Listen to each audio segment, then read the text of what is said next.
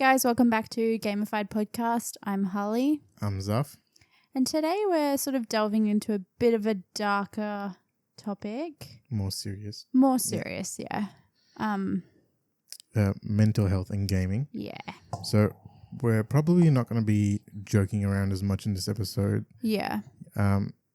Just, trying to keep it a bit more respectful, I guess. Yeah. And in this episode, because we've been listening to your feedback, we've tried to incorporate a bit more research into it. So the links to that will be down below alongside links to some helpful sites for like mental health as well. Yeah. And just keeping it sort of a bit, it's going to get a bit personal in terms of like personal experience and stuff, but like I also wanted it to come across relatable as well, because everyone has, well, not everyone, but there are people out there that do have mental health stories, and they can go, oh my God, I've felt that. Everyone has an experience with mental health in regards to, if it's not themselves at least, it's probably someone that they know. Yes. True. So we'll just start off with, do you have any experience in regards to like mental health and gaming? I have had extensive mental health issues. Mm-hmm. I suffer from, I like to say suffered because I don't suffer from it anymore. I'm not in a suffering state. I'm quite happy in my life now, but I did suffer from very bad depression, anxiety, paranoia, and insomnia from my depression. Ooh, that's a not so nice combination. No, paranoia and insomnia is not nice at all. It cost me a lot of friends, and it cost me some family relationships as well. Oh, that's not good. So how was But back to your question. Sorry, I kind of got lost in what I was trying to I was trying to explain it. My experience during that time was games kind of gave me an escape where this shut up for a little while, and it was like I was normal in the sense that I was just concentrating on the one thing. But I didn't have experiences where I was like playing a looter shooter or like some sort of violent game and going, that's exactly how I feel and I want to take it out on the world. That was not how I experienced gaming. I like my gaming experience even now is I like to have fun with my games. It's like majority positive. Majority positive, not too competitive. As you know, I'm not like you. I don't go to be like, I want to win and I'm going to beat these people and I'm going to better myself at the same time. I just like to go have fun. If I don't succeed, let's try again type thing. Yeah. I don't want to kind of like, I feel like that would just, for me, that would spiral me a little bit. Sour your relationship. With the gaming at least. But also it would spiral, like if that was my take on it during that time, I think it would spiral me further into depression because I had the paranoia and the insomnia. I'd just obsess about it in an unhealthy way. And do you know anyone else other than yourself that's got a relationship with like mental health and gaming? So I know a few people, but also so I had a good experience in the sense that it gave me a place to escape and I wasn't thinking and obsessing about things. I was just completing my challenges and just having fun with games that I enjoyed to play and like 100%ing. So maybe using my obsessiveness in that sense. But it did have one bad like outcome from it. Yeah. Because I have insomnia, it made it that much worse. Yeah, I can understand that. So my insomnia was so bad that I was up for 3 hours and not sleeping for 2 days. Then up for 3 hours and not sleeping for 2 days. So I was getting like... Wait, you mean you got 3 hours sleep and then... That's what I meant. Yeah. So I was up for all this time and only getting 3 hours sleep, and then I'd be up for like... And I can real 48 tell hours. You as a former sleep technician, that is just such a bad spiral to be in. Yeah. But it becomes your norm. Yeah. And it's really hard to reset your body clock as well. Oh, yeah. When you do that. And I was finding that by playing games, time was going away. Yeah. Because I was getting lost in the game. But also I was so awake after playing games that I couldn't settle down. So I had to start I had to give myself an hour of no mobile, no games, no TV, nothing, no stimulation. Yeah, that's good. To like wind down. And I used to have aromatherapy candles and stuff to like settle you down. Settle me and relax me. That's actually for like the technical term for that, it's called sleep hygiene.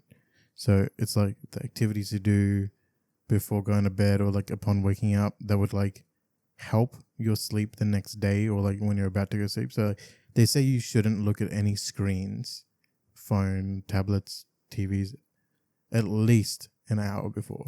Yeah. And I try not to do it. I tried not to do it in the morning. I'm a bit better now because I'm not as like I'm in a really good space in life that I'm not straight to my phone. But I'm also not obsessed about Facebook and Instagram because that was another thing that was eating my soul as well. It was like no one's liking my posts, no one likes me.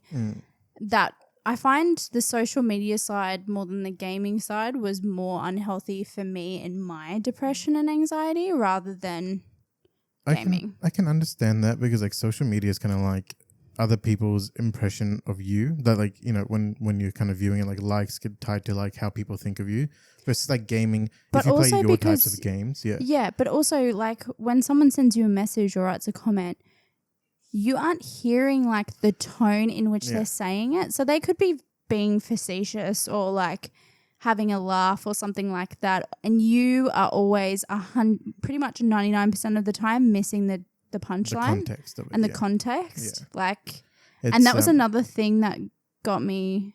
It's something that's really significant in the internet era. It's called Poe's Law, which is just reading something just been sent without any extra context or information, almost always will get misinterpreted. Like, almost always. I know. So I had to learn how to do that.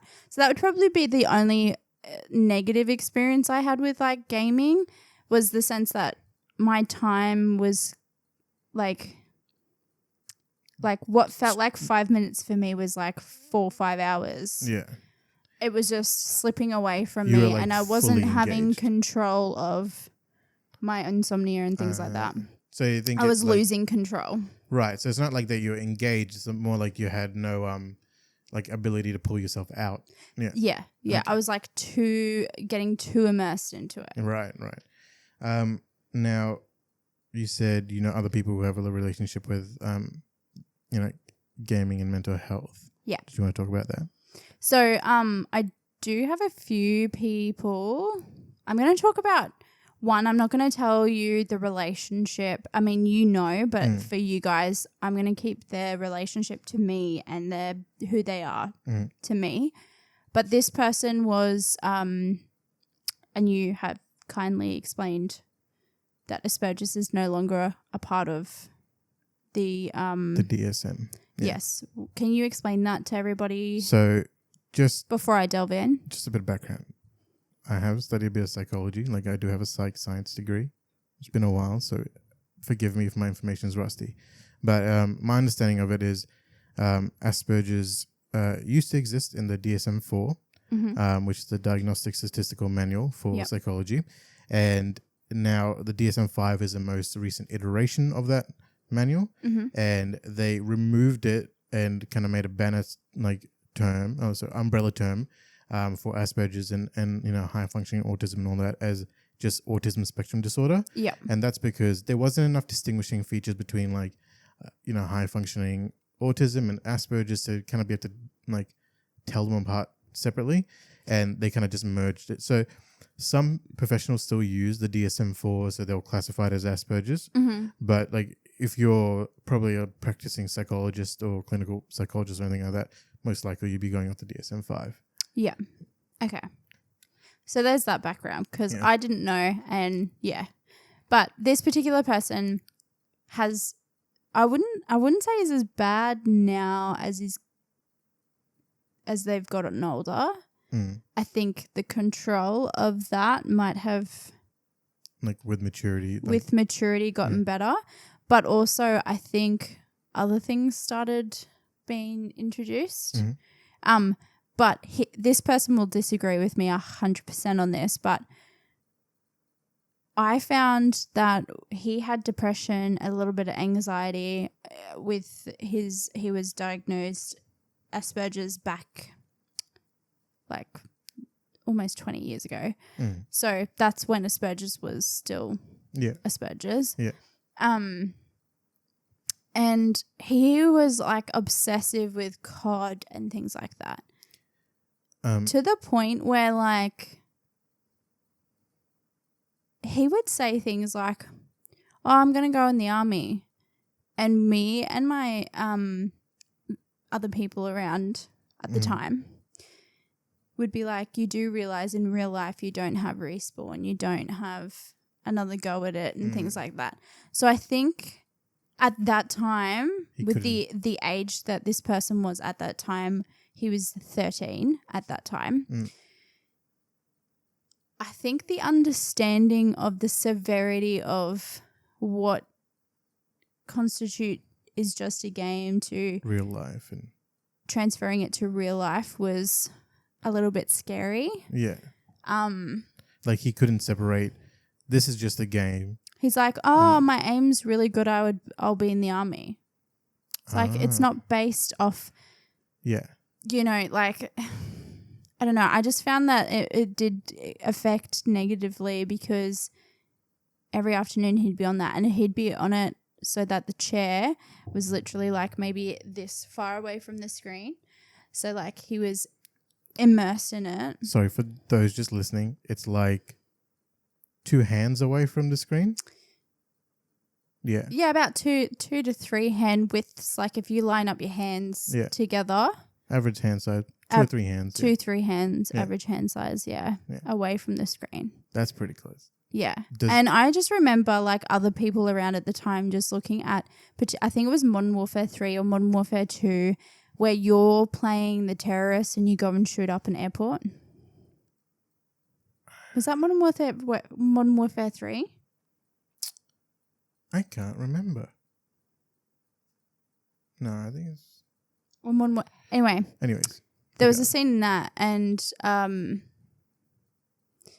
it's that type of stuff that might negatively affect.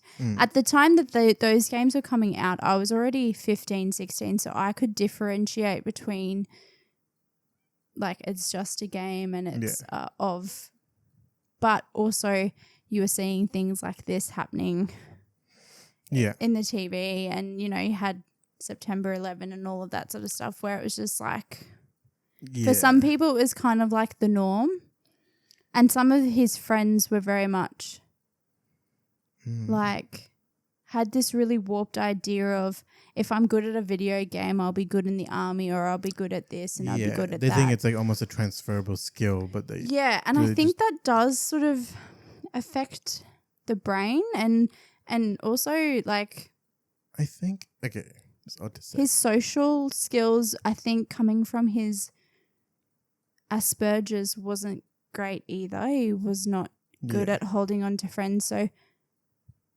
like, I don't know. If you're thinking of it, there is some transferable skills from gaming and related to warfare, and that's mostly strategy, right? Yes, strategy. But not your actual ability to perform in the field. Yes. No. Yeah. And this is what I mean. But like, he would spend hours playing that and just talking quite like sometimes vulgarly to people, and you know. I used to do that though. Like, I know, but like, I mean, he still does now, and he's 23. Yeah. I think the only time I really speak vulgar is when I'm just trying to make jokes. And, But I think from those sort of games, he will totally 100% see this and disagree. But I think it did affect his mental health later on in life is where I was trying to get with that. Later on in life, just still stayed there, like the effects of it. Yeah. So, and then he got into like League of Legends and things like that and would spend hours on the computer. Do you think that type of game, like a LOL type of game, was better for him in regards to his mental health than like a shooter game? I don't like, even though he's still obsessed with playing, he's not consuming the type of content. He doesn't play games anymore because he just doesn't have the means to. Well, the funds to as well. Yeah. Gaming is a very expensive hobby. Tell me about it. But it made him a bit of a recluse. And you'd go in and talk to him, like go into his room and talk to him, and you get really snappy. I can't pause the game, you know, that type of stuff. The typical thing. But it was getting to a point where it was like that was his attitude all the time. Like you couldn't have a conversation with him without him getting a bit aggressive or annoyed. What do you think like the general consensus is in regards to like mental health and gaming? Like most it's people very think, 50-50. Where you can like half the people think it's good, half the people think it's bad. Yeah. I don't know if I explained like the fact that this person and gaming wasn't suitable. I mean, the last question, like it's not a good match. Yeah. But for that particular person, I think it affected later on in life just follow through. For reclusiveness and things like that. And sometimes it doesn't get you out of things had happened to him throughout his life. Where he went back to gaming, but I don't think it bettered him at that time. It just made things worse. Okay. Which is where I was trying to get with that. But I think the general consensus is very 50-50. So I think gaming is positive if used in the right manner, if that makes sense. So I knew with my depression and anxiety, a lot of people feel like there is someone in their head telling them these dark and awful feelings, and that just takes over. I had that, but I also had my I was like two people inside my head fighting for control. I had my like my normal thinking brain where it was like, you don't want to do this, like you're fine. You need to just take over, and someone else going, you're fucking shit, kill yourself, you're not worth it, your family hates you, all of this sort of stuff. Your mum pretends to say she loves you, she doesn't actually that's where the paranoia started coming in. So every time I was having conversations with people, I was like, you're not saying what you mean. Like even though they were, I was like very paranoid about their actual true intentions were. Yeah. So I knew that I needed escape. So I drew a lot. I drew pictures and drawing. And I gamed and I did puzzles and things. So to me, gaming became a what they call now is a mindless activity. So coloring and drawing are mindless activities because they found your brain activity focuses so much on coloring and colors and things like that, as well as drawing, that your brain doesn't actually process or think anything else. It's like a meditation. It literally is like a meditation. So I was doing a lot of that to try and like pull myself out. And I found gaming started doing that for me as well. So I was trying to use gaming in a positive light. But having said that, I think that's the only way that I knew gaming would work for me, because I still had those two competing people in my brain going, like I still had normal thinking Harley versus dark, sinister Harley that was trying to like take control.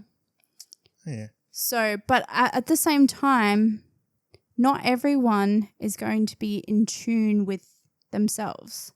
Yeah. You know what I mean? And that's a very that's actually a really good point. Like people who are in like a depressive state, like the research shows, and I'm pretty sure I have a link for this one. Yeah. Is that they tend to remember more negative things than positive things. Yeah. Because of the way their brain is wired, and just like the way the synapses kind of fire, they will just cement more negative experiences than the positive, even if it's 50-50. Or when they're having a conversation, they'll liken something to a negative experience. Exactly. And try and shrug it off as a joke. Yeah, exactly. But it's not. Yeah. But so yeah. Totally like that. But I was in a frame of mind at the same time where I knew myself, or I was more intuitive to what was going on, that I could use it for either good or bad. Whereas some people are so depressed and so far down that rabbit hole that maybe they don't know whether it's working for them in a good sense or a bad sense. So that's why I mean it's 50-50. Yeah. But then you've got the people that are like, oh my God, gaming creates shooters and like high school shooters and like all of these things. Like and the media type of people who tend to like make it, but also really big. I hate using this term, but helicopter parents. Oh yeah. Where they're overly like protective. There's a new term as well that I found out recently. Really? Lawnmower parents. Right. So helicopter parents kind of like... Is that kind of like bulldozing, but just like... Yeah, kind of like so helicopter parents just severe? kind of like watch everything that you're doing and like make sure you don't make any mistakes. Whilst lawnmower parents like chop down every obstacle in front of you so you don't have to struggle at all in life, which is not a good thing. Or problem solve. Yeah. So you just literally don't learn any life skills. I think that's what made... I think that whilst my depression and anxiety got really bad, really bad, I think that was also what got me out, was the fact that I had the experience to like problem solve. Oh, right, yeah. So even though sometimes my obstacles were huge, I could still get over them slightly, or like chip away at the rock that was there. Micro progression. Yeah. But and then at some points it just takes over. But yeah, I think without experience, like it's such a personal thing. Without experiencing it yourself, you don't know the type of person you are. Yeah. Whilst playing those games, and also like until you're in it. I think like you suffer from a little bit of anxiety, you were saying to me. Yeah, so I've had like... Have you had any experiences with gaming yourself where you've gotten anxious and you're like, oh, I don't like this feeling and I don't know if I should continue or if I should continue and overcome it? The only time where I've kind of questioned my relationship with gaming is like when I should be studying for like exams and stuff like that, and I use it as like a procrastination thing. We do that a lot here, by the way. Yeah, I procrastinate a lot. But we procrastinated for like 25 minutes before this episode. Sometimes for me, it was so bad where I would game, and it's like the day before the exam, and I'm gaming for like a few hours. But part of that's I know my ability to like learn information quickly in a short amount of time, which is a bad thing to like depend on, but yeah, good thing to be able to have. And because of that, I would just use that, like I'll get trapped in the game and I'll play the game. Yeah. And or rather than doing something productive like cleaning the house or like sorting out the things I need to do, getting extra work that is not like, job related or like house related, like done. Just personal life things. Yeah, like the things sorted. you need to check off to be an adult. Like I wouldn't do that sometimes. I'm a lot better with that now, where I kind of hold myself a bit more accountable. Like I am like, I'll get this done first before I can game. So instead of like, I'll game for this long and then I'll get it done because I know I'll get trapped in the hole. I'm a lot better with I was a bit like that too, but I think that was also another problem with the whole time and getting lost in the game was, this will sound really disgusting, but this was like the hardest part of my depression, because like I hit rock bottom, guys. Like I hit hard, and I remember I had played Borderlands 2, and this is why I love Borderlands so much, is because it was there for my shit time, and it was there for all the good times as well when I was feeling like 100% great. Yeah. So it's just that's why I talk about it a lot, because it just has a spot for me. Yeah. But there was a time where I was told to take unpaid 6 weeks worth of leave because my depression was actually affecting my job. I fell asleep at work. I was dodging calls because I was working for a call center and I was missing calls or not picking up in time. I was falling asleep at work. I was turning up to work manic because I had driven to work and not remembered how I got there. Oof. Because I was so... That's not good. And so, like, there was a whole heap of events that were happening that led me... I spent the 6 weeks in bed. I probably showered once a week. Oof. Eating, sleeping and gaming. Heavy depression, yeah. Heavy depression. Yeah. In like my relationship, like with depression, like I've never really been clinically diagnosed or anything like that. I'd say if anything, I was like mildly cyclothymic, which is like the slight like small highs, small lows, but it's not really like a consistent thing throughout my life. Anxiety definitely is. Mm-hmm. Like I've always been kind of an anxious person. Yeah. And like, especially like social anxiety or like stage fright, super bad. Like through high school and stuff, I used to just walk out on speeches that I had to do.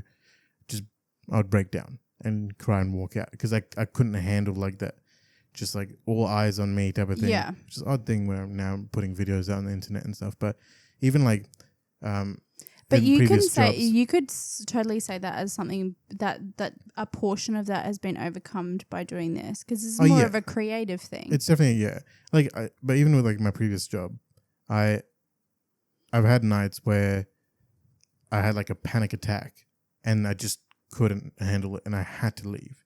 So I like call my boss and I'm like, I'm legit having a panic attack. I need to get out. Or like it manifests with like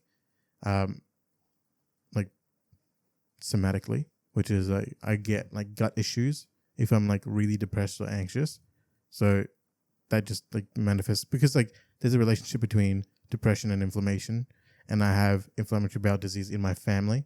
So that's like a trigger point for you. Yeah. So like, kind of like a warning sign. Yeah. But if I get like super down, then, I'll know like because I'm having gut problems. And like I haven't eaten anything different to what I normally eat. So it's probably that. Yeah. So I kind of have to pull myself out of it. Yeah. Well, and so with mine, I had the same sort of issue, but I ended up having like a viral infection in my bloodstream. Ooh. And on top of my depression. Yeah, that's not good. So I just, and that comes from, not taking care of yourself and things like that.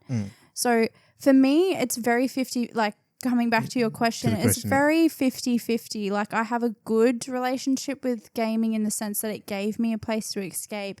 It gave me something to like enjoy and feel happiness from, even if it was for a moment in time. But at the same time, it probably exacerbated.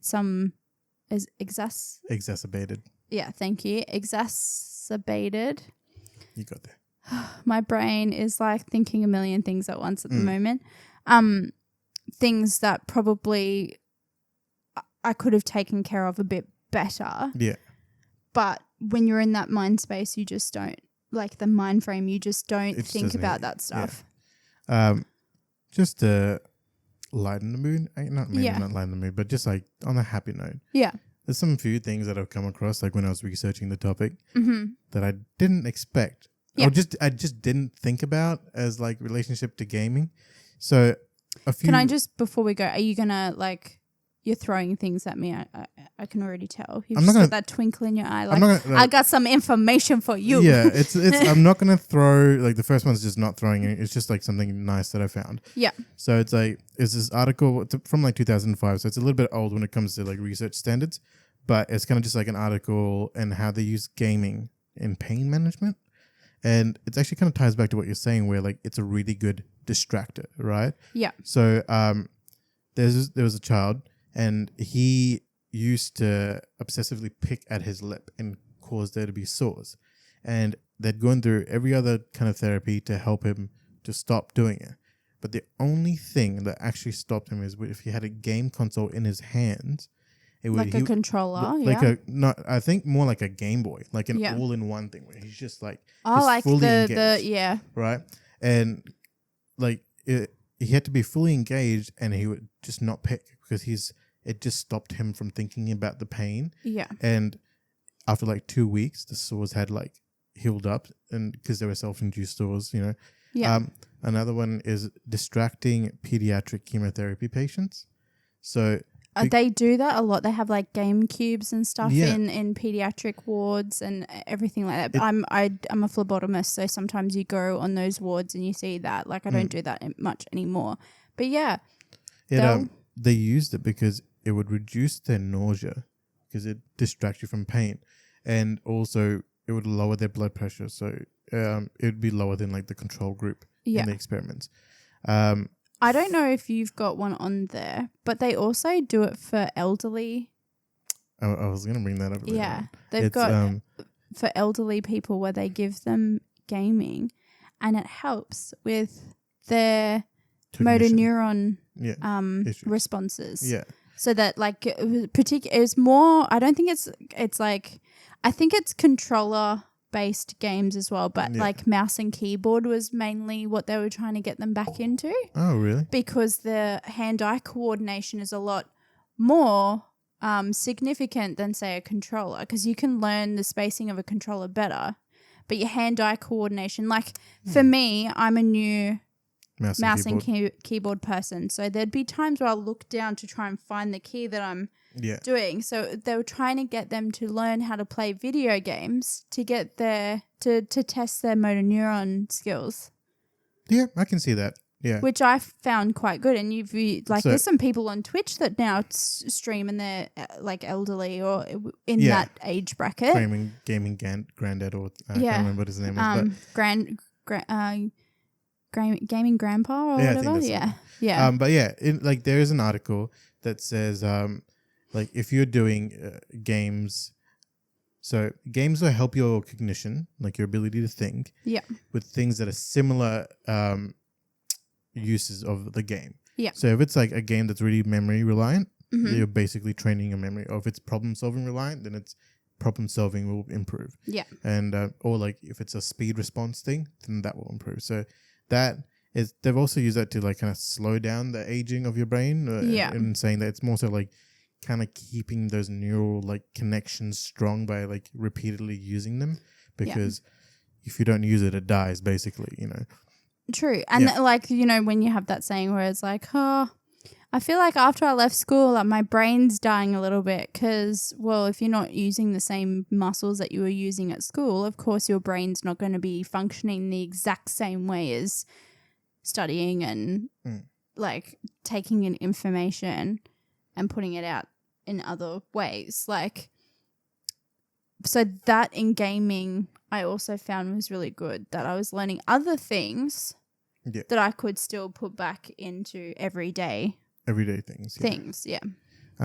Just to top off that article that I was reading, they also use it to help develop social and spatial abilities, spatial abilities in children and adolescents with severe learning disabilities. So and other developmental things like autism, people with like multiple handicaps, like aren't able to acquire speech properly or anything like that, and people with like impulse and attention deficit issues, because there's it's one thing that they can concentrate on. Which comes back to the person that I was talking about. He also had been diagnosed with ADD and found that we were finding that his responses to being more immersed in a video game was a lot better than in a classroom environment. But also he just needed to be taken out of the classroom. So they'd take his chair and table outside the classroom and he'd put his hands up and everything. It was just the social setting. Yeah, that setting wasn't right. It wasn't right for him. So like gaming in that is, sometimes it can feel very singular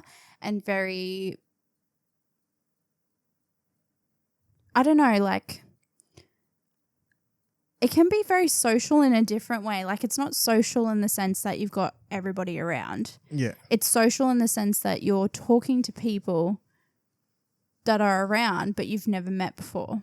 See, this is where But I don't know if that's a good thing or a bad thing. Yeah. So my personal experience and like the research, they agree and they disagree, right? So I really enjoy going on a game like Overwatch and just chatting with people that I know and playing and having fun. Yeah. And like that is a social thing for me. But it also so this actually came through in the research as well, is because people are getting so immersed in that, I guess virtual world of virtual socialization. Mm-hmm. Not that it's necessarily a bad thing, but they tend to diminish their real life social interactions. Yeah. Because they feel like they're connecting with these people, but part of the problem is they're not getting the other feedback of like the body language, the extra context, that just like the haptic feedback of coming you hug back your friends. to our social media thing where you will sometimes you can listen to me say, I could deadpan say a sentence with the intent of being a joke. Yeah. But if you can't see my face and you're only listening to it from your computer screen, you could take that a million ways. Yeah. So it's coming back to that, like not knowing your social awareness, I think it is. Yeah.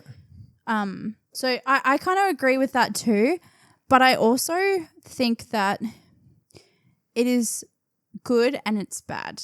And I'm going to come back to like the fact that people can hide behind a computer and talk to people a certain way is not helping. Trolling. Yeah. Well, not just trolling, but actually being abusive to someone they've never met, but using that platform to get away with it and still continue on. Because like you said, words, you can't take into context words that you hear sometimes. You have to have the full package, body language, everything. So, there has been times for me, and I'm not particularly a huge fan of Overwatch, where I have felt did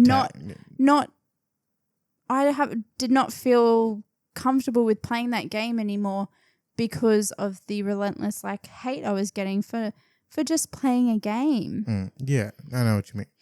But that can also affect someone who is got some mental health issues. That's actually something I want to talk about. It's like, I think, so some games are fine if you're not ribbing someone, right?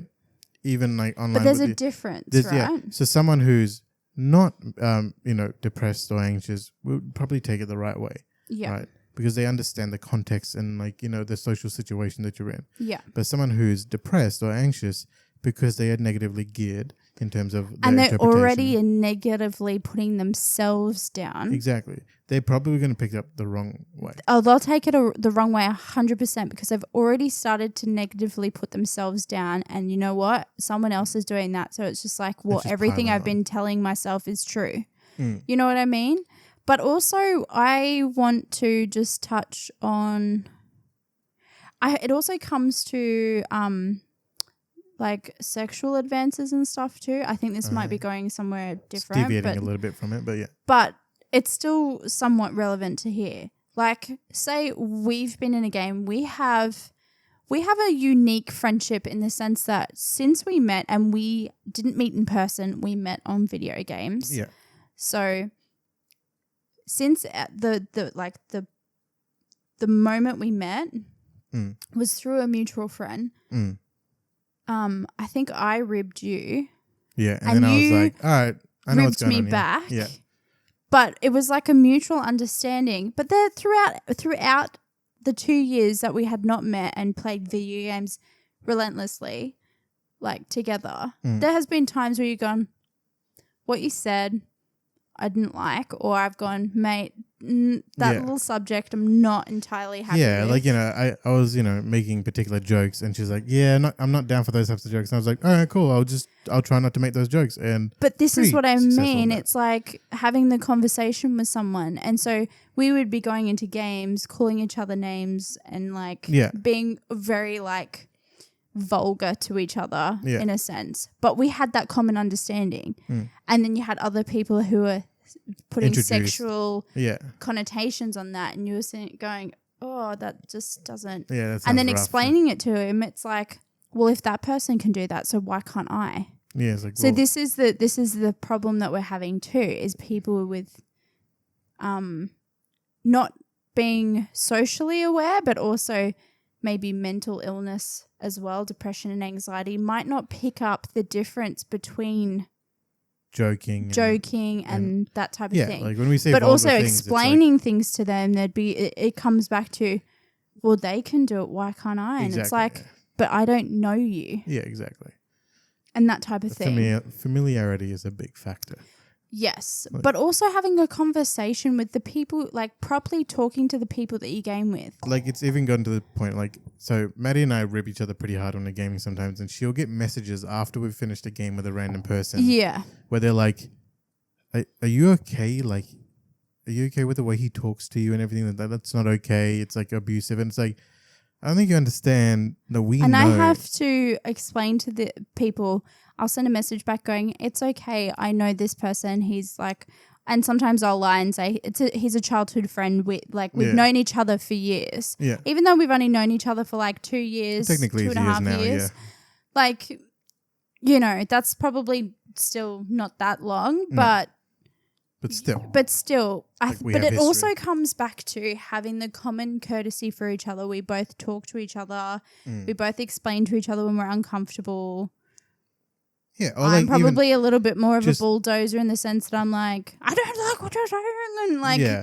But even like when I'm like, man, I've had a shit time. We're just like, oh, cool, let's just chat about it. Let's just, like there's that social support of, it's not just we're going to shit on each other while we're playing games. It's like, okay, we need a serious talk, or like you need to vent a little bit. Like, let's do that. Like, it's not always just attacking each other for jokes. It's also supporting each other. It's supporting each other. Yeah. And not everyone gets that when they're gaming. No. But I think this is where the conversation needs to start happening on gaming, where you just game for the fun of gaming and meeting new people. Like, why do we have to bring people down? I mean, and this comes back to, not everyone is experiencing life the exact same way as you. So why do we have to give more people shit to think about and feel shit about when maybe they're using gaming like me to try and get away from whatever they're dealing with? I think like the types of games that you play where it's kind of like a solo thing and you're not even on an internet thing. It's literally just you playing a campaign. It's good for that to a degree. Like it's a good escape sometimes, but like you said, it can also get out of hand. I do have a bit of interesting stuff. So we're kind of going into a bit more of a niche part of mental health in gaming, which is internet gaming disorder. So I think it's only something small. So can you explain that? So I kind of get what you're saying, but can you explain in terms of your research that you've done what you mean by that? Basically, it's very hard. There's always been an issue like distinguishing between people who just play games a lot and it doesn't cause any issues in their life, and people who play games a lot and it causes distress. And that's when things tend to become disorder in terms of like a psychological perspective. Yeah. If it's causing distress and discomfort in your life, that's when it's an issue. Right? Yeah. So learning to like either minimize that or take that out of your current situation. Yeah. So internet gaming disorder is basically like where you're playing online so much that it's stopping you from performing the things to just survive or be a normal person in your social circles. Like it's not a healthy relationship. And it's like that disorder and depression. So this is like an MRI study that was done in 2018, and they were kind of assessing the neural relationships and mechanisms with internet gaming disorder, IGD, I guess we'll call it, and depression. And basically they found that those people who had depressive symptoms, they had a high connection between the part of your brain, which is the amygdala, and the gyrus, which is kind of like the parts of your brain that you use when you're gaming. And the amygdala is actually kind of like the fight and flight part of your game, your brain. And basically their survival instincts are always kind of like running high, even when they're just not gaming. Yeah. And then when they are gaming, like it's not necessarily like responding in the best way. Like it's because they're in fight or flight and it's amped up, then it's kind of like they're really engaged, but it's not for the right reasons. They're engaged because it's kind of like like a panicked thing. Yeah. But because they can't separate that in their heads, it's causing an issue. And they tried to intervene, I think. So with like psychotherapy kind of intervention. And following the intervention, individuals with the internet gaming disorder showed decreased connectivity between that part of the brain, the amygdala, and the parts of your brain that you're gaming with. Mm-hmm. And basically there's like showing that there's a pretty strong connection between depression and internet gaming disorder. Yeah. It also might be because some of those parts of the brain that they were looking at is also in the processing of language. And like you're saying, because there's that link between depression and taking information the wrong way, that can lead, like the internet gaming disorder and the depression relationship can also make it worse. Yeah. So they're gaming too much, and then they're just taking in any, say, neutral feedback as negative feedback. Yeah. There's something else that I want to talk about because, like, you know, I know quite a few people who have like social anxiety. Yeah. And this is kind of like an article I sometimes have. I get very worried about being in large places with people. Like when me, you and Stitch first met, I had a lot of social anxiety because I'm like, well, why do we have to meet? I mean, it's been fine on Xbox. Fine the way it is, yeah. So this article's talking about mobile gaming. So like literally games on your phone or your iPad. Like on the go gaming. Yeah, on the go gaming. And social anxiety. So basically this study found that mobile gaming addiction was positively associated with social anxiety. So basically there was a linked relationship between it. The more anxious you are, the more likely to mobile game. And that's also with depression and loneliness. And do you think that ties from social media being a big part of it as well? So this is what I think it is. I think it's kind of like a relationship that goes both ways, where you might be socially anxious, so you game as an escape from like having to deal with like the outside world, but also because you're gaming a lot and you're not interacting with the outside world, you don't know how to interact with it. So they kind of sit in this loop of like, I don't know how to react to the world, so I'm going to game, and I game, which makes me not know how to react to the world. So it's like, so it go sort of hand in hand with social media being with like Instagram and stuff like that. Not having to interact with people face to face, but having this sort of projected way of life online. Or even just which can be brought across in gaming too. Yeah. Like there are people that come on to games where we're like, oh, he seems like a cool dude. And then if you meet them in real life and you're like, whoa. Yeah. Well, here's the thing. Like I think mobile gaming like addiction and like social media addiction, I guess you would call it, would be closely related in like the mechanisms that work in your brain. Obviously, it would just be for people who are less likely to game and more likely to be engaged with social media. It's like you're using it like an escape and you're not comfortable with the silence of like, just like say sitting in a train, right? Rather than just kind of being like sitting there comfortable with yourself and your surroundings, you need that distraction. It's like when... It's kind of like listening to music. I think listening to music is different. I think like listening to music can be an escape, but you can still interact and observe with the world. Like I can listen to music and still game or like talk to people. But like for me, it'd be more like if you're at the shopping center and you're waiting in line, and rather than just like waiting in line, seeing what's going on, talking, smiling to people that are around you, you kind of like pull out your phone straight away so you don't have to talk to anyone. Yeah, and stop making eye contact with people. Yeah, exactly. So basically, there was that big... which I find really interesting. Like, it makes a lot of sense, like, that would be becoming an issue with...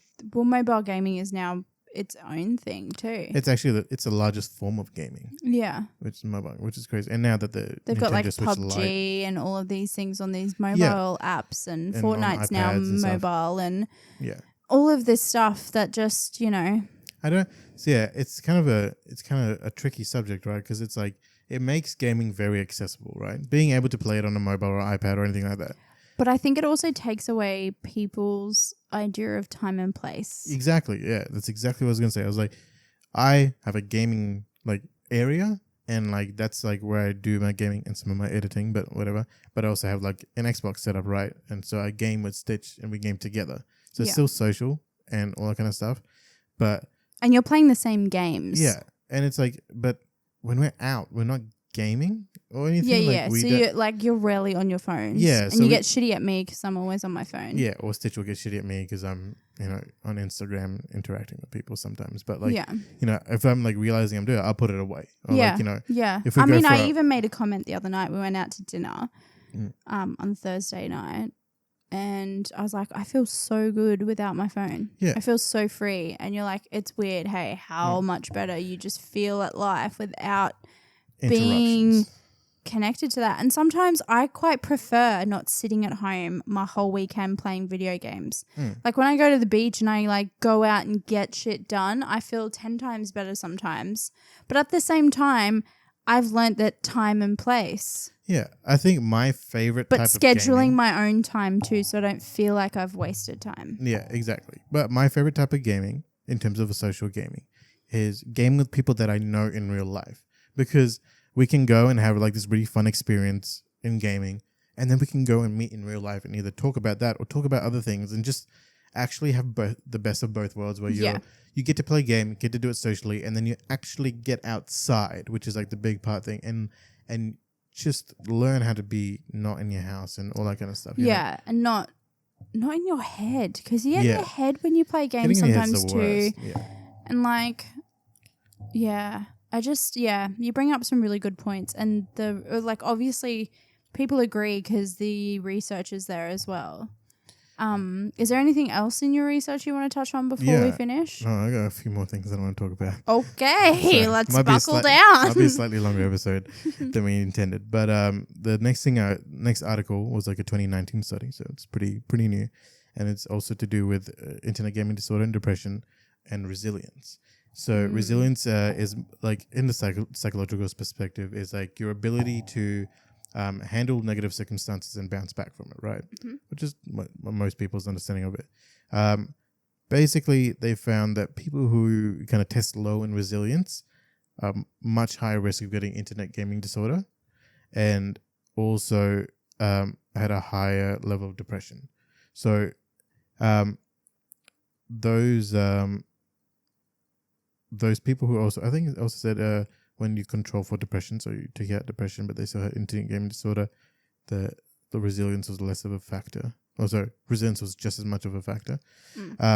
So for parents who are trying to like stop their kids from developing something like internet gaming disorder, or to just kind of better prepare them for like the chance of getting depression, as in like reduce their chance of getting depression, is like try to find a way to build in resilience. A good way of doing that is actually getting them to participate in things that are lightly competitive.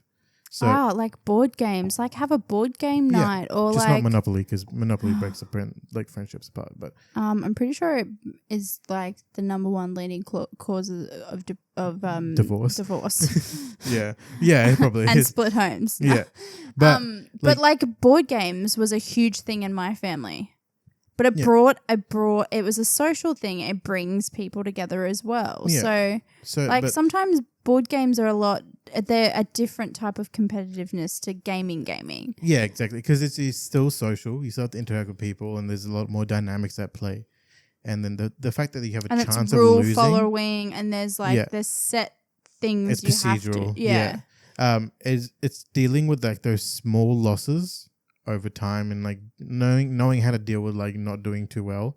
That is really good at kind of like strengthening your ability to, when you have a negative situation, rather than just getting deeper like having in the hole. fun with your loss rather than, or just like taking the loss in the right way. It's like taking it as a learning experience rather than a loss, right? Some people say like, I never lose, I just learn, right? Yeah. Which is a bit half and half. You lost, but you learned from it. Do you really learn from it, or do you sit in the corner and go, again? Here's a question I had for you. Yeah. What do you think, in terms of mental health and gaming, the differences between genders? So like how it affects them? Well,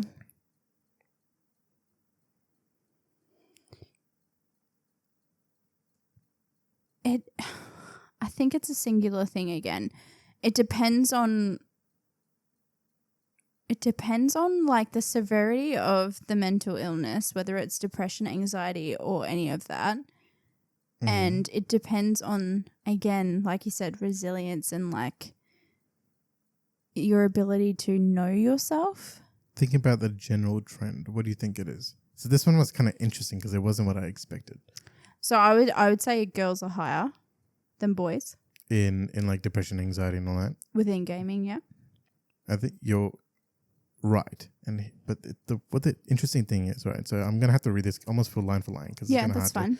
But basically, a greater percentage of female adolescents, so this is in teens, than male adolescents reported spending no time, right, gaming, or 5 hours or more gaming. So girls both reported spending 0 time more often than males, but also if they were playing a game and they were playing it too much, they would play it like a greater percentage would play it more than 5 hours. Yeah. So it kind of causes weird. This is like gaming and non-academic computer use, right? Yeah. So it's not specifically just gaming.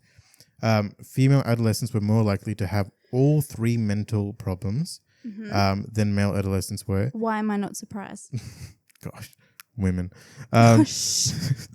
And then spending no time or 5 hours more daily, or 5 hours or more daily on video gaming or non-academic use. You know what I think it is? Obsessiveness. They get obsessed on different things, or is it like women tend to get more obsessed? Do you reckon? Is that what you're trying to say? I think women are. Make sure you say it, not me. And how I mean it is, women. We can be obsessive creatures, women. Like, not everyone. I'm not pigeonholing like a whole gender here. Not everyone is like that, but women tend to get a little bit obsessive in the sense that once they start something, they need to complete it, or like they continue on with something. Like for me, in gaming in particular, for me, I think what ended up making me play games for so long and was your obsessiveness. My obsessiveness to complete something. So for me particularly, but I think women just have a thing of. I'm so glad you said it, not me. No, but I can see what. But again, with Instagram, more women on Instagram are obsessed with likes, comments, how they look, how they're perceived, all of that sort of stuff. How crazy is it that they took away the likes? Like, I actually prefer that. I like it. I like it too. So, and you know what? I haven't spent nearly as much time on social media than I have. Just to add some solutions to what we're talking about as well. Because of like the relationship. So why? Okay, I want to put it back on you. So why do you think it's higher in women? Is it along the same lines, or is there something in your research you want to poke ahead at? I think it's because not females are more likely to get obsessed, but males are more likely to get distracted in adolescence. That's true. Hormones, So like attention span. Yeah, or just horniness. Even just you're like, cool. I need to go do something else. Like because guys are just. When they have like built up energy, they're like, okay, I can't sit at this computer anymore. I need to go outside to burn off some energy. Like, some kids, not all kids. So because of like the relationship between, like the addictive gaming and depression and all that kind of stuff, there's a few kind of notes. I could be wrong about the women being obsessed thing. Just so you know, it's purely based on our opinion, and I'm not pigeonholing a whole gender. They said for females, 1 hour or less spent on video gaming or or other non-academic computer use may actually reduce depressive symptoms, suicidal behavior. This one I found really interesting, and being bullied compared to no use. So, like, my question is, I could totally see that. But how is gaming reducing your bullying? Well, I mean, have you heard how some people talk to me on games? No, but it could also be like, because these are like girls who go from no gaming to gaming 1 hour or less, as in like, a little bit of gaming, reducing their bullying. Like, okay, so are we saying girls bullying girls or majority bullying one person? Majority bullying girls. Gaming is a male predominant area. Oh yeah, that's a fact. Yeah. Introduce girls, like you said, hormones and all of that. Yeah. And I hate using this because there'll be people out there that go, that's just justifying a whole thing, and I'm not trying to justify. But in younger boys, to try and get attention from a girl, you bully her. It's happened. Yeah, I know that's for a while, and people are going to get angry at me for saying that because it's not. I think, and I don't think I mean it the way I'm actually. I know what you mean. Explaining it's like the old school, like if you're like a girl, you go kick her type of thing. Yeah. But like, I don't know if that still exists in the same way though. Like, I mean, well, I guess it might have just particularly with girls. Yeah. Okay, let's not pigeonhole, but let's explain this then. 2 girls got obsessed with Slender Man, a fictional character of obsessiveness. Yeah. Okay.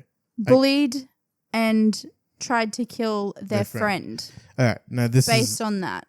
No, I think you're generalizing of something that like you can't generalize off a niche case like that. Like, it's like all saying. Right. Well, there's been other ones in America where what I mean is like they already had existing issues, right? Had ganged up on other girls and have killed them. Yeah, but I'm sure there's also been guys who've ganged up on other guys and killed them. Like, yeah. But I'm not trying to. Females. I'm just saying, like, being in a male predominant area like gaming, I could see the bullying, and I also girls are relentless when it comes to fucking other girls. Yo, I've noticed that yelling at other girls. They just go off. They go off. Yeah, because it's either they're not the gamer girl in the group, or it's like other stupid shit. They just go I've off. had a weird experience. Have you noticed? But even when we've gamed and another girl's come on, yeah, well, like it's like this thing. Like they get really like weird. It's weird. Like it's such a weird environment. Like, I'm the unique one, but like I used to game with this chick. It was only for like a week, right? And we we're chatting and stuff, and we're getting along fine.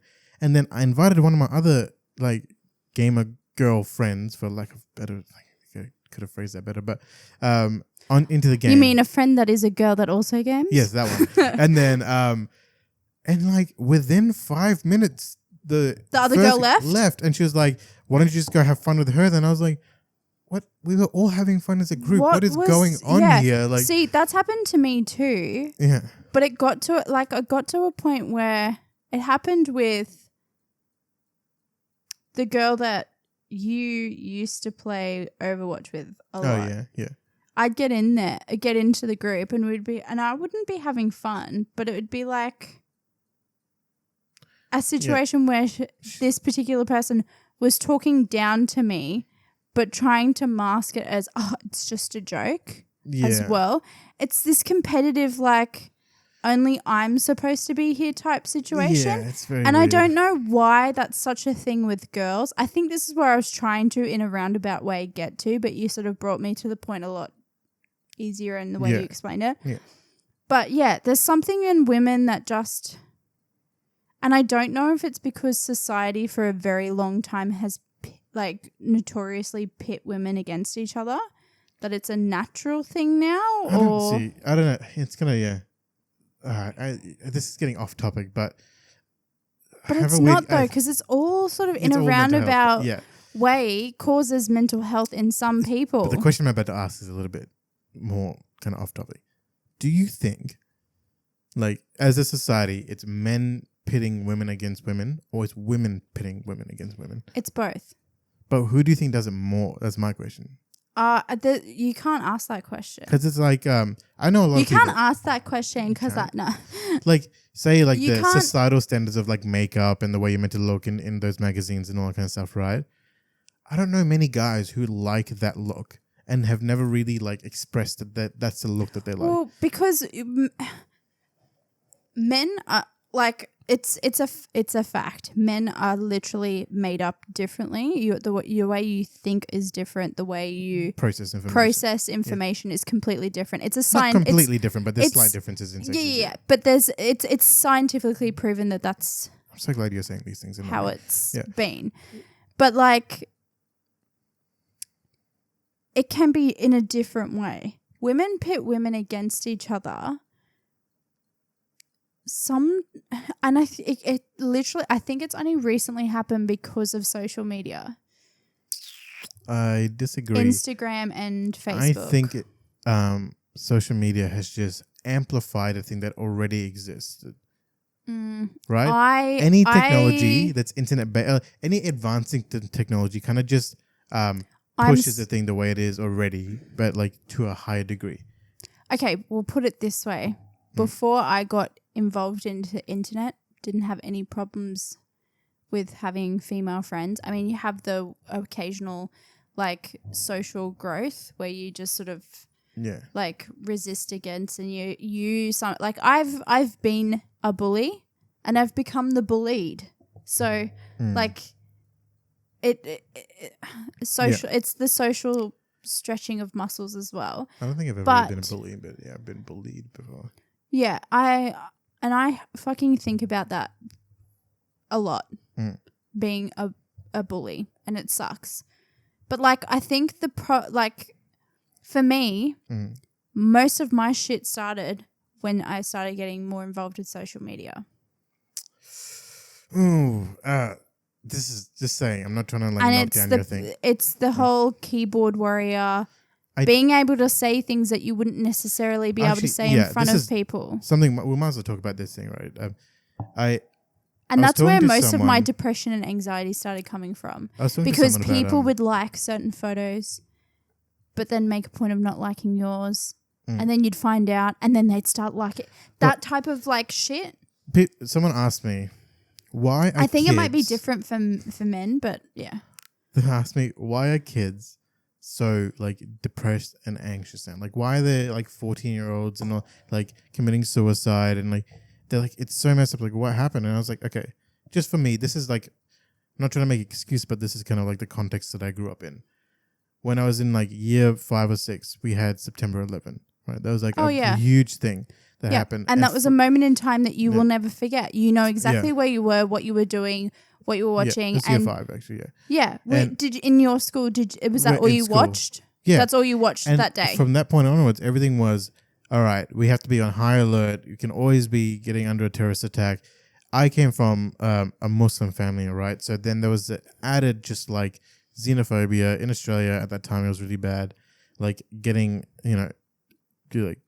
discriminated against. It's only been ignited recently as well. Yeah, it's been reignited recently, but so there's all that kind of stuff, and then we had the Daniel Morecambe thing where like a kid just got taken and killed by someone who was close to him. So then parents weren't allowed to let their kids out anymore. You weren't allowed to explore the world and be free. Everything was. You weren't allowed to be out until the lights turned on in the street, running home. Like, see, and it's like, there were measures taken to help kids, and it would reduce the chance of kids getting abducted and everything, but it also made them really anxious about any possibility of having like just going out. The fear factor. Yeah, like everything's like, oh, you have to be afraid of everything, and you have to like be wary and anxious on everything, rather than going out and like exploring the world and like getting hurt and being okay, and like like taking the risk and then knowing that sometimes risk is fine and sometimes risk isn't. So what you're saying is like.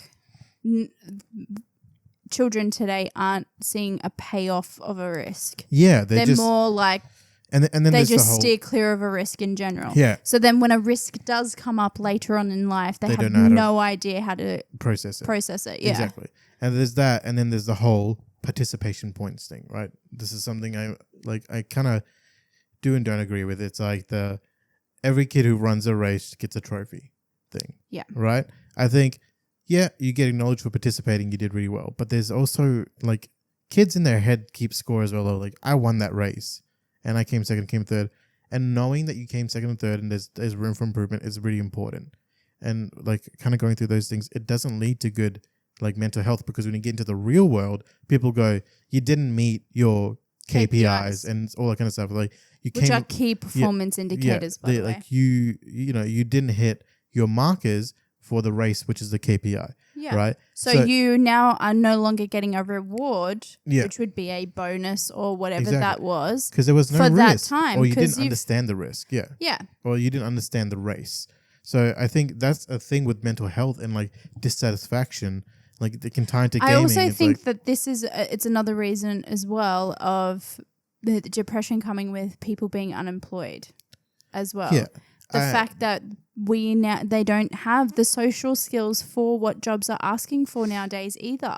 I think there's multiple things like with unemployment and like depression, because I find like in myself or like people I know, when they were in depressive states and then they pull themselves out, it's the lack of purpose was like the biggest factor in them having depression, because having a job gives you something to do during the day, gives you a social environment, to a gives degree. you money, and money is a huge factor up until a certain point. Yeah. It's a huge factor in not being depressed, because to a degree, until that job is not well.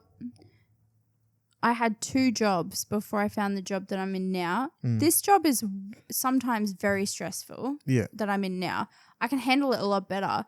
But my last 2 jobs was I worked at a bank and I worked in insurance in a call center. And those jobs were sales focused and heavy driven jobs. Now, I enjoyed them until I didn't, which is where my depression started spiraling each time. Yeah, I can agree with that. So it works well to a degree, but it's also, again, knowing yourself and knowing when's okay to move on from something and when's okay to keep going and just... Like, I used to be a sleep technician. Love the job. Shit for my health, right? Really bad for my health. But it was an interesting job and I took pride in it. And then I switched to doing day work as admin for the same company. And the people I was around were really nice and everything. But I found myself just being depressed in that role because it wasn't challenging enough, number one. But also, it just became so boring. And That's then what happened to me. Because of that, I just got depressed. And then, like you said, so the job can make you depressed. But also having the purpose of having a job gets you out of bed. You still have the thing of like having a social thing at work. So... It's a weird relationship, you know. I sort of half agree and half disagree on that one. But I'm gonna quickly look through. I don't know if I'm answering these questions correctly, but you know. I don't think there's any particular. Am I gonna get a score? Yeah, you're gonna get. Do I get a risk after? Lose, do I lose my risk, or do I understand what the risk is? What am I losing? What is my key performance indicator for this episode? Views, I guess. Let me just... Is there anything that you want to talk about while I quickly scan through this? No, I kind of just want to touch base on the fact that depression and anxiety kind of get sort of beefed up as this really, really scary thing, and that it's kind of It can be scary. It is Look, it is scary, but at the same time, there are so much avenues to help you now. Yeah. And it's learning more about yourself than it is anything. Like, I got really bad and I was looking for people to help me out, right? So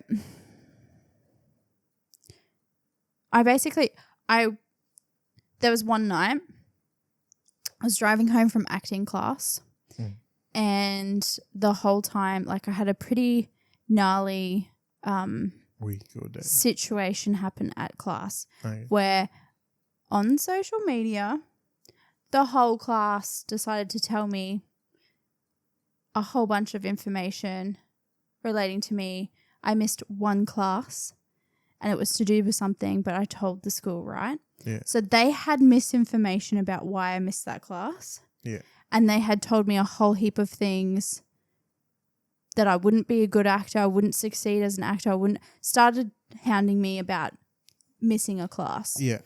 Which had nothing to do with them. Yeah. So that spiraled. And after that class, I had never felt so alienated in my whole entire life.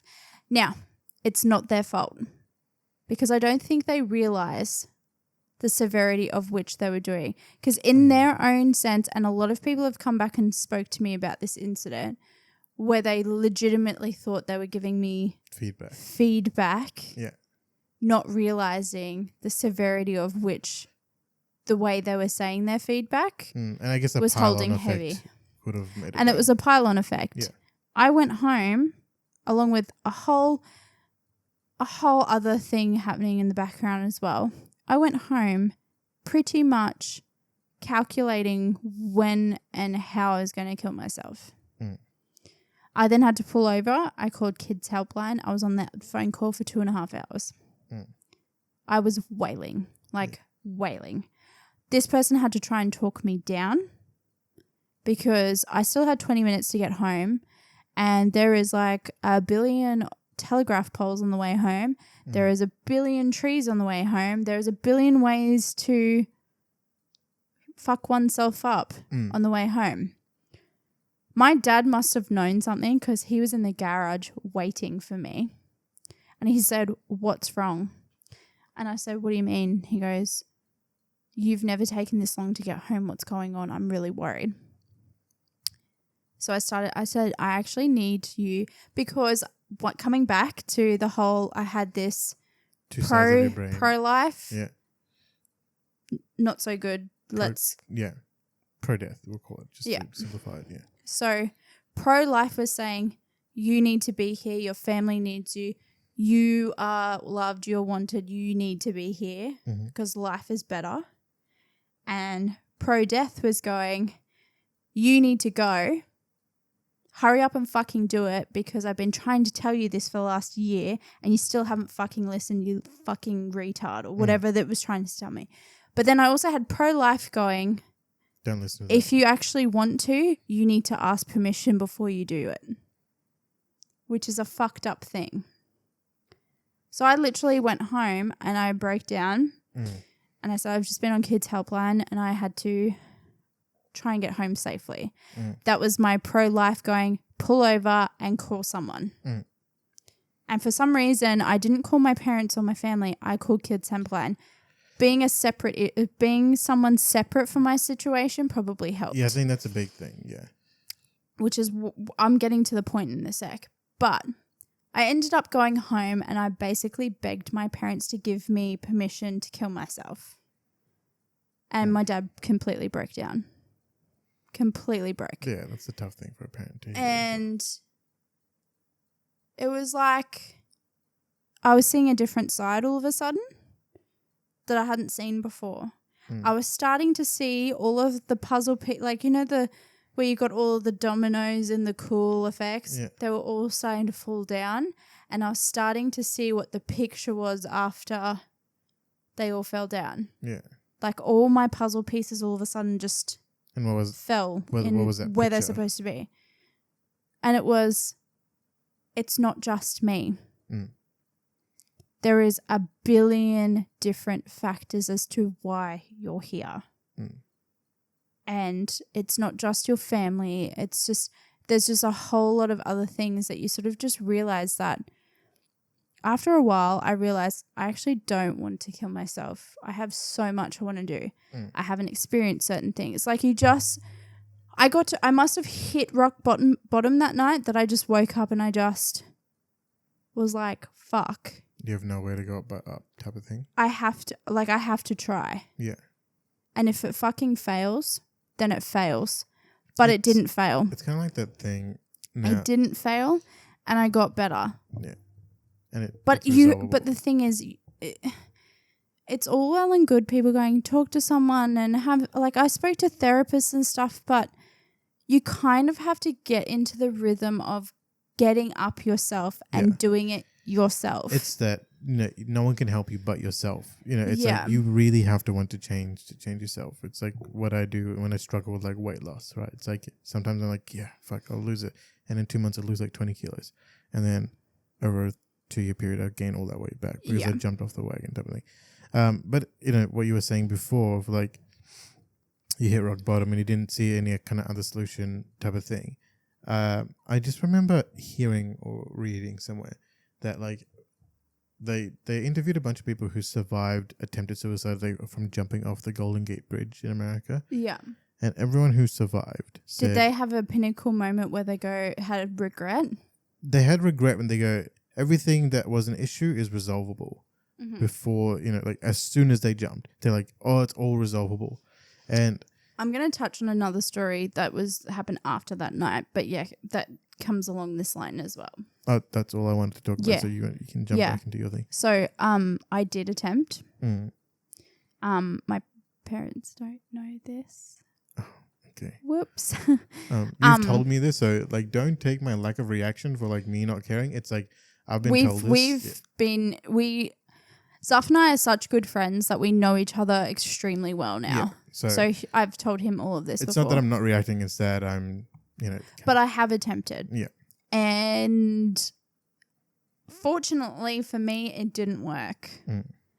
And I think that was the pinnacle moment. So I had to hit rock bottom, but it was the fact that I woke up and I went, I did not want to fucking do that at all.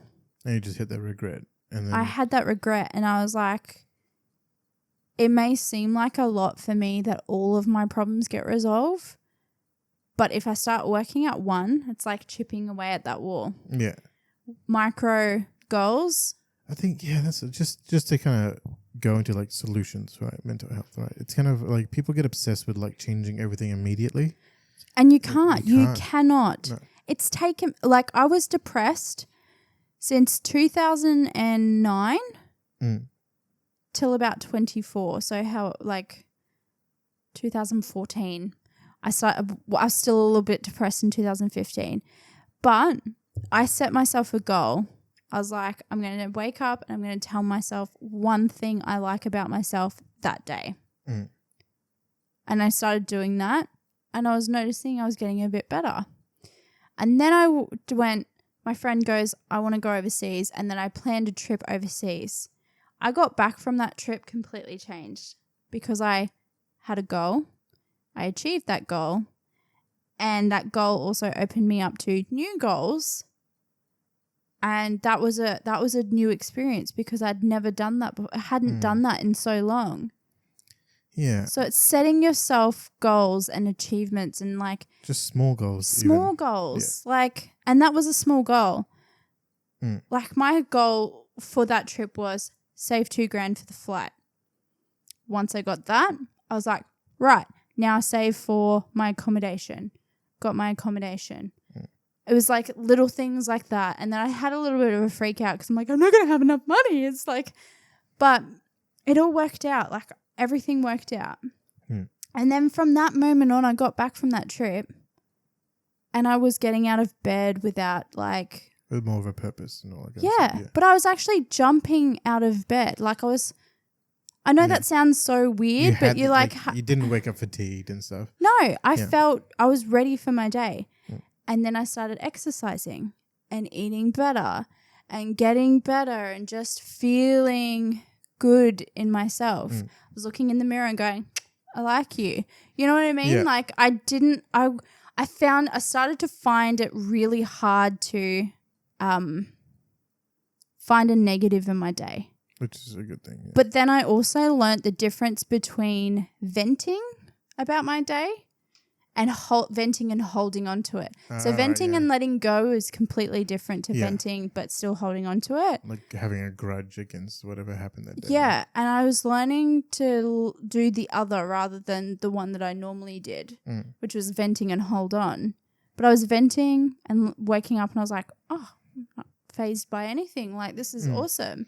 So it's such hard work and it literally has taken me from then till now to feel stable within myself. Oh, yeah. And I'm not on any antidepressants anymore. Yeah, I think that's as well. So just try But I worked with a doctor and a psychiatrist and I had people to talk to and I was going back and forward. Yeah. There was a plan. Like I was really trying. So what my whole purpose of that story was is it feels like it's fucking hard and I'm going to be real with you guys. It is fucking hard and it's going to fucking suck every moment. But you just need to you just need to connect with someone that will get you started. Even you just need, but you need to see your way out. Yeah, you need to want to make that initial change. You need change. to make. Well, it's not want to make. It's like you need that way out in a positive way, not the negative way. In you need to recognize that a change needs to be made. Is that what you mean? Yes, but also like for me, I needed I needed to succeed, which is probably why I did succeed. Oh, right. Like the need, like you need to want, like you need to succeed. Not I want to succeed. No, you need to succeed. My only option is it's your survival. Yeah. Okay. Like I'm sounding like a fucking, I don't know, health guru. It's a survival thing, but like no, seriously, it's survival. Because how I started thinking of it was, if I don't, I die. Yeah. But that's fair. I spoke to someone at Kids Helpline 2.5 hours and she got me home. This lady got me home. So that's what I want to also explain to you. Those helplines are designed to get you home safely, to get you off the ledge. Figurative or literal. To give you a space, a non-biased opinion. Yeah. In a time of need where you just need things to settle the fuck down and someone to just say, but this path is clear. Yeah. Or you could do this. Or let's go down this way. Even if it's just for that 10-minute second, like that 10-minute moment in time where everything is just completely shit. Like they're there to help you. Yeah. And realize that option is there. Now, my next thing is finding you good doctors. Like if you don't feel a connection with your doctor, they're not the right doctor for you. They're not the right doctor, no. And that's for counselling and your GP. If you don't feel connected to your doctor, they're not your doctor. I literally drove out like an hour to find a good doctor and it just wasn't happening. And then I ended up moving to an area and found my doctor. And he would literally let me sit in there for an hour talking to him about our mental health plan and everything, and wouldn't even care how many people he had waiting out there. That's good. That is what, like that, what like need. You need to understand. A doctor that actually gives you the time, not just like, oh, you've been allocated 10 minutes by Medicare. That's all you get. But also, oh, let's do your mental health plan, like checklist thing. Yeah, and that's it. Like, what about a fucking plan? Like, help me out. Yeah. Like, so you need to do that, but you also need to realize that like all of this takes time and baby steps is required. Micro progression is still progression. Yes. Yeah. So little things, little goals, little, you know, what worked for me is not going to necessarily work for you, but find your way of getting out because you can do it. And people love you enough to want to like get on board with you and help you. You gotta just anyway. That's my little really my rant for that. Yeah, but I wanted to explain to people the importance of those services as well, which will be linked below. Yes. I think I have no more research things to talk about. Okay. And, you know, it's a pretty significant note to close on anyway. Yeah. So I think we should wrap it up there. Okay. All right. Well, I feel all right about that episode. What are you? Yeah. Feel pretty good.